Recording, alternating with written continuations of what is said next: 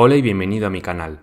Estoy haciendo estos vídeos para entender mejor las matemáticas que estoy aprendiendo de forma autodidacta. Te recomiendo que lo veas en velocidad 1.5 o más y que solo la reduzcas en aquellas partes más complicadas. Por cierto, en la descripción tienes los enlaces a los vídeos previos para poder entender este. Como ya sabrás, una función la podemos representar en unos ejes de coordenadas. Tenemos aquí el eje vertical y aquí tenemos el eje horizontal. En el eje horizontal representaremos las entradas x que le metemos a nuestra función y en el eje vertical representaremos las salidas f de x que obtenemos al meter esas entradas x. Supongamos que representamos una función cualquiera y obtenemos un gráfico similar a este de aquí. Este es el gráfico que representa nuestra función f cualquiera. Entonces, podemos tomar un punto. El punto P. Este punto tendrá como primera coordenada, podemos denotar la primera coordenada de este punto como x0. Y la salida que obtenemos al meter x0 como entrada en nuestra función f, la podemos denotar simplemente como f de x0. Por otra parte, también podemos tener otro punto Q. Este punto Q lo obtuvimos al meter la entrada x1 y la salida la podemos representar evidentemente como f de x1. Fíjate en el proceso. Primero metimos la entrada x0 y obtuvimos la salida f de x0. Después cambiamos la entrada x0 por la entrada x1. ¿En cuánto la cambiamos? Pues, si te fijas, a x0 le tuvimos que sumar todo esto para obtener la nueva entrada x1. Es decir, esto es el cambio delta x que provocamos en la entrada. x0 más delta x, x0 más el cambio que hicimos en la entrada, es igual a x1. Es igual a la nueva entrada que conseguimos. Vale. Este cambio en la entrada produjo un cambio en la salida. Fíjate que esto era la primera salida, f de x0. Al cambiar la entrada en delta x, obtuvimos esta nueva salida, que es f de x1. Por tanto, la diferencia entre f de x0 y f de x1 viene representada por este segmento de aquí. Ese segmento es el cambio que producimos en f al cambiar x. Y este cambio lo podemos denotar por delta f. Entonces tenemos que f de x0 más delta f es igual a f de x1. Perfecto. Diremos que delta x es el cambio en x. Es el cambio que hicimos en la entrada. Diremos por otra parte que delta f es el cambio en f. Es el cambio producido en la salida debido al cambio que hicimos en la entrada. Entonces lo que queremos ahora es comparar ambos cambios, ver cómo cambia la x, ver cómo cambia la f con respecto a cambios en x. Lo primero que tenemos que hacer es ver cuánto vale delta x y cuánto vale delta f. Delta x es igual a x1 menos x0.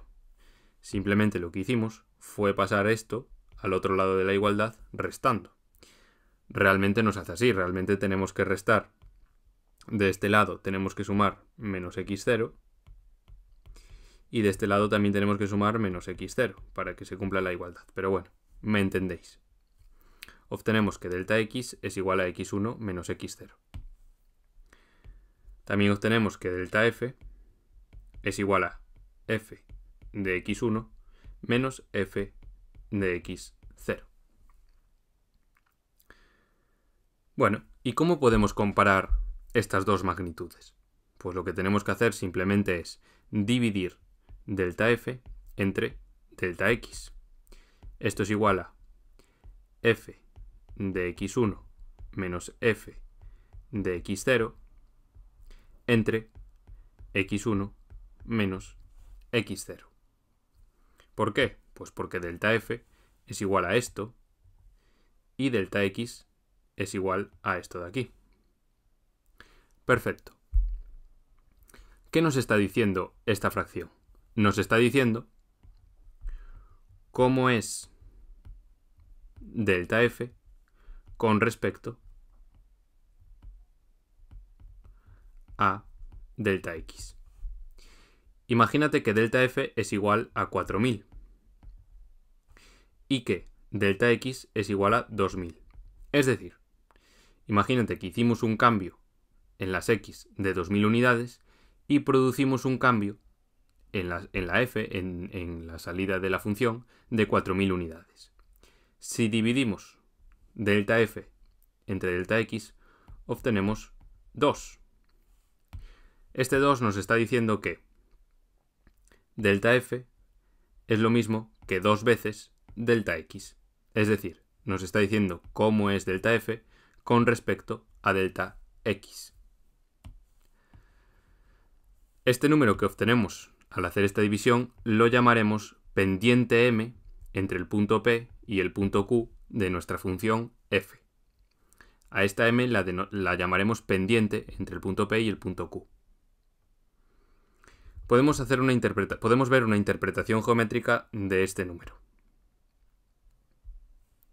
Supongamos que este es nuestro punto P de nuestra función f y que nos movemos horizontalmente todas estas unidades. Es decir, esto es el cambio en x, delta x. Por otra parte, delta f es esto de aquí. Es decir, debido a este cambio en x, hemos provocado este cambio en f. Y hemos llegado a otro punto q que también pertenece a nuestra función f. Se ve geométricamente que delta x es mucho mayor que delta f. Por tanto, si calculamos la pendiente entre p y q, tenemos que dividir delta f entre delta x y, como delta f es mucho menor que delta x, es decir, estamos dividiendo un número muy pequeño entre un número muy grande, este resultado va a ser próximo a 0. Va a ser un número cercano a 0. Lo que nos está diciendo es que la pendiente entre p y q de esta función es pequeña. ¿Tiene sentido que sea pequeña? Pues geométricamente sí que lo tiene.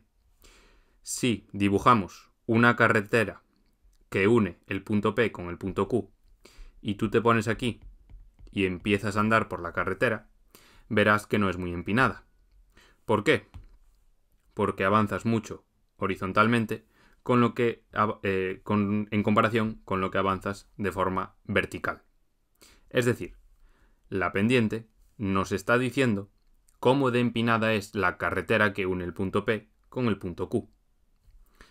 Date cuenta que no nos dice cómo de empinada es la función en sí. La función podría haber hecho todas estas curvas hasta llegar al punto Q. Por ejemplo, en este punto la función es más empinada que nuestra carretera. Sin embargo, en este punto la función tiene pendiente negativa, es decir, está cuesta abajo y es mucho menos empinada que nuestra carretera amarilla. Es como si nuestra carretera amarilla nos estuviese diciendo cómo es la pendiente media de la función entre el punto P y el punto Q. Simplemente eso. Ten en cuenta que la pendiente solo nos dice cómo es la carretera que une el punto P y el punto Q. No nos dice exactamente cómo tiene que ser la función entre esos dos puntos. Podemos ver un ejemplo contrario. Si tenemos el punto P, avanzamos muy poco horizontalmente y avanzamos mucho en comparación con lo que avanzamos horizontalmente de forma vertical, obtendremos una carretera que es mucho más empinada. Perfecto. Esta es la interpretación geométrica de la pendiente entre dos puntos de una función. Podemos ver más interpretaciones. Por ejemplo, supongamos esta situación de aquí. Tenemos un coche que está en el punto A y sale del punto A las 3 de la tarde. Y empieza a andar, ¿vale? Supongamos que tenemos una función que podemos denotar por d de t, que nos dice la distancia del coche con respecto al punto A en la hora t. Es decir, esta función, si le pasamos como hora las 3 de la tarde, se tendría que igualar a 0 kilómetros, porque el coche justo salió a las 3 de la tarde y por tanto estaba a 0 kilómetros de distancia del punto A. Si a nuestra función d le pasamos las 14 horas, también nos tiene que dar 0 kilómetros, porque en ese momento el coche no había salido del punto A, entonces estaba a 0 kilómetros de distancia del punto A. Pero puede ocurrir que si le pasamos las 6 de la tarde, el coche ya haya andado bastante y que nos dé como resultado que esté a 200 kilómetros de nuestro punto A. Entonces podemos calcular la pendiente entre dos puntos cualesquiera de esta función y interpretar qué es lo que nos está diciendo. Supongamos que tenemos un punto P, cuya primera coordenada es T0, la hora es T0, y la segunda coordenada es D de T0. Tenemos un punto Q, T1, D de T1.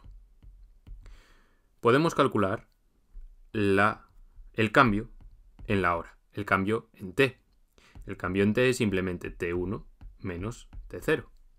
También podemos calcular el cambio en la distancia. El cambio en la distancia es simplemente D de T1 menos D de T0.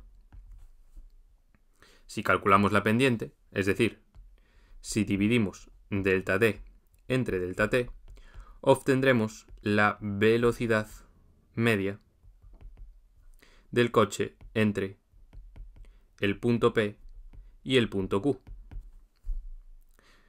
Así es como se define la velocidad media de un vehículo.